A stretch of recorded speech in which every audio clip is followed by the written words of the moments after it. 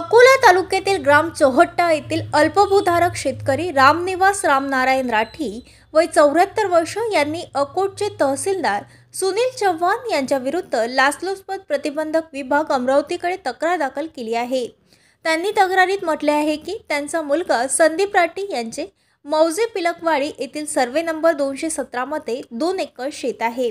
त्या शेताच्या दक्षिण व पश्चिमेस सर्वे नंबर 216 मध्ये प्रवीण सुभाष मुंडाले यांनी अवैध वीट भट्टी चालू केली आहे। त्याचप्रमाणे सर्वे नंबर 217 मध्ये अतिक्रमण करून शासनाची कुठलीही परवानगी नसताना अवैध विटाभट्टी चालू आहे।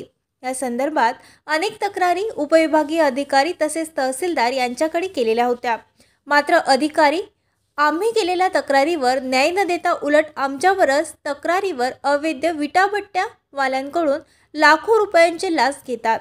चोहट्टा परिसरातील अनेक विटाभट्टी आहेत, यामध्ये शासनाचे किती परवानाधारक आहेत आणि किती अवैध आहेत हे पाहणे अत्यंत गरजेचे आहे। या परिसरात अवैधपणे चालवणाऱ्या विटाभट्ट्यांमध्ये अधिकारी व कर्मचाऱ्यांचे मधुर संबंध आहेत, त्यामुळे या सर्व प्रकारची सखोल चौकशी करावी। आपल्याला तक्रार दाखल केल्यामुळे मला व माझ्या कुटुंबाला जीवितवास धोका निर्माण होऊ शकतो, असे झाल्यास संबंधित महसूल विभागातील अधिकारी कर्मचारी व संबंधित अर्जदार रामनिवास राठी यांनी दिलेल्या तक्रारीमध्ये नमूद केले आहे।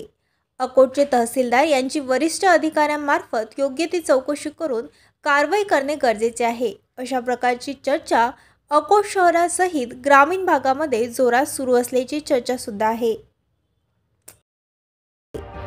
ताज्या बातम्या आणि घडामोडी बघण्यासाठी महाराष्ट्र मेल या चॅनलला लाईक आणि सबस्क्राईब नक्कीच करा।